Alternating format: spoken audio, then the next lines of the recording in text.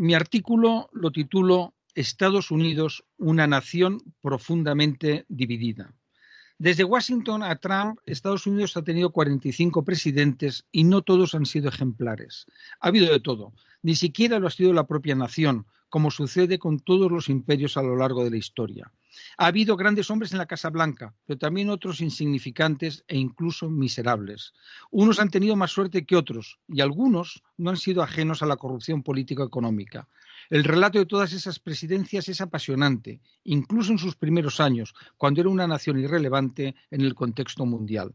Su origen es fascinante porque unos colonos, en su gran mayoría británicos, se levantaron contra la metrópoli, que era el mayor imperio de la época, y consiguieron derrotarla.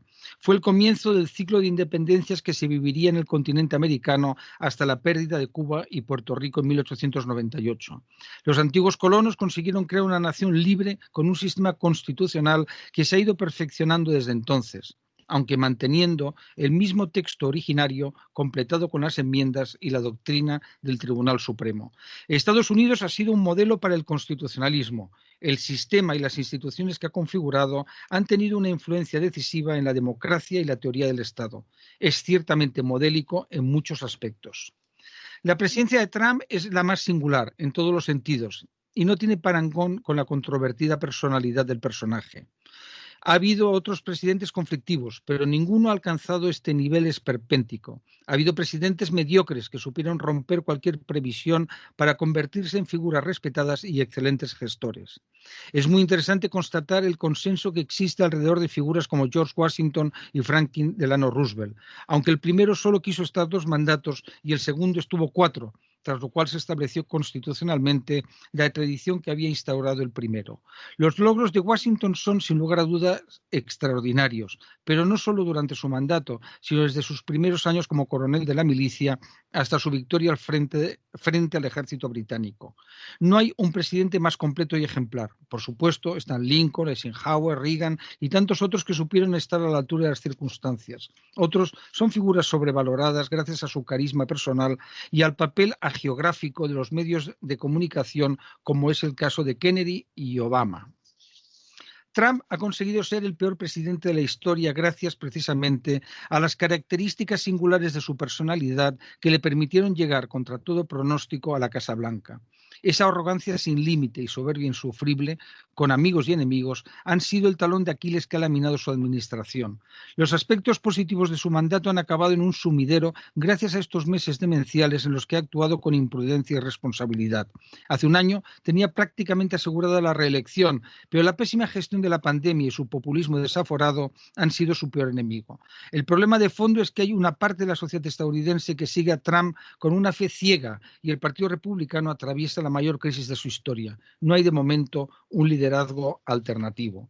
No parece probable, me gustaría mucho equivocarme, que el trumpismo concluya con la salida del presidente, ya sea con el despropósito de un impeachment acelerado que lo convertiría en un mártir para sus fieles seguidores o con la conclusión legal de su mandato.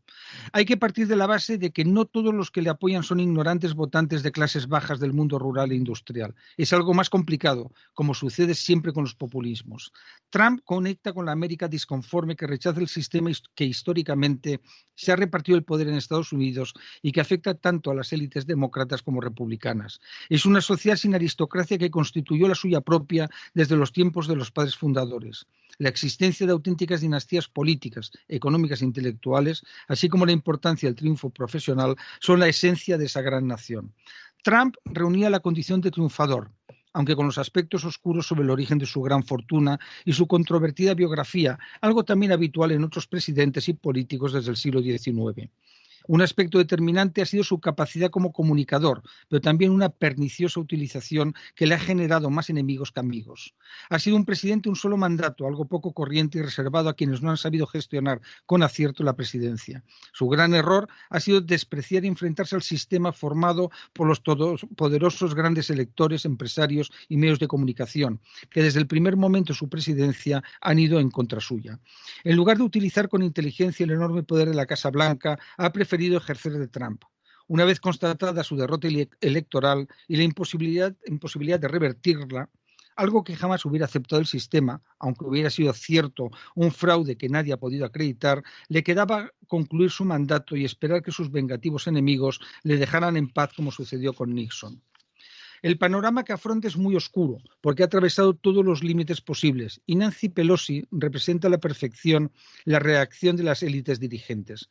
No cabe ningún perdón presidencial o exoneración en los tribunales, porque el sistema tiene los mecanismos suficientes para actuar de forma ejemplarizante y dejar sentado que nunca más se repita una situación similar.